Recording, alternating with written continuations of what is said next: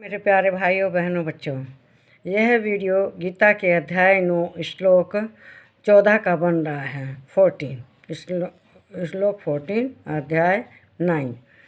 इसमें भी श्री कृष्ण भगवान यही बता रहे हैं कि लोग उनको किस किस विचार से, किस किस भावना से, कितनी तरह से उनकी पूजा करते हैं, कीर्तन करते हैं और उनका कैसा स्वरूप लोग भजते हैं। तो इस 14 अध्याय में श्री कृष्ण भगवान अर्जुन को बता रहे हैं कि भक्तजन उनको किस तरह से स्वीकार करते हैं, मानते हैं। सततं कीर्त्यन्तो मां यतन्तश्च दृढव्रता नमस्यन्तश्च मां भक्त्या नित्ययुक्ता उपासते। श्री कृष्ण भगवान कहते हैं, वे दृढ़ निश्चय वाले भक्तजन निरंतर मेरे नाम का और गुणों का कीर्तन करते हुए और मेरी प्राप्ति के लिए यत्न करते हुए और मुझको बार बार प्रणाम करते हुए सदा मेरे में ध्यान लगाए रहते हैं और अनन्य प्रेम से मेरी उपासना करते हैं। अनन्य का मतलब क्या है? मतलब उनके हृदय में अब कोई दूसरा नहीं है। उनके हृदय में केवल कृष्ण हैं। कृष्ण के अलावा वे किसी दूसरे की पूजा नहीं करते।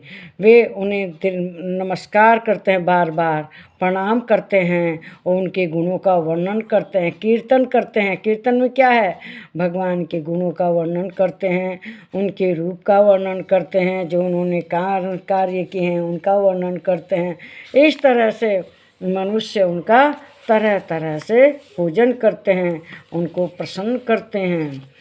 तो इस 14वें श्लोक में उन्होंने यही कहा है कि मेरे भक्तजन निरंतर मेरा कीर्तन करते हैं और वे बहुत कठिन व्रत का पालन करते हैं।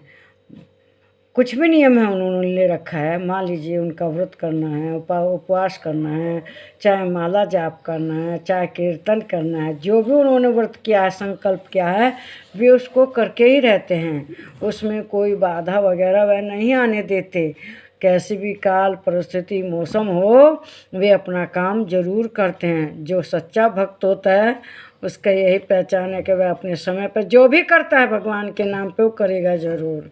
एक आप इस तरह की कहानी जानते होंगे कि भोलेनाथ को एक बार सीधा साधा किसान कहता है कि पंडित जी रोज़ जल चढ़ाते हैं, अगर मैं इनको एक डंडा रोज़ मारूंगा तो क्या करेंगे? और यह सोच के वो रोज़ जाता, भर सावन उसने प्रण संकल्प लिया था।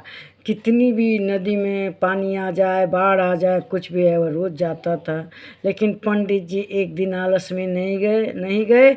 खूब बाढ़ का पानी उमड़ आया था, लेकिन वो भोला भाला सीधा किसान जाके भोलेनाथ के दरबार में गया और जाकर एक डंडा उनको ज़ोर से लगाया। भोलेनाथ साक्षात प्रकट हो गए कि भाई यह कौन ऐसा भक्त है जो ऐसे मौसम में इस बढ़े हुए पानी में भी आया है मेरे पास।